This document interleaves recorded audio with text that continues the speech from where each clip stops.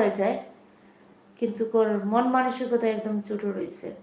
ঠিক আছে, ধন্যবাদ ধন্যবাদ সবাইকে। আচ্ছা যাই হোক, বাজে কমেন্ট দিলে মনে রাখবেন আমি লাইভ প্রোগ্রামে আছি, কিন্তু বাজে কমেন্ট দিলে আপনার নামটাই আমি নেব না, বুঝতে পারছেন?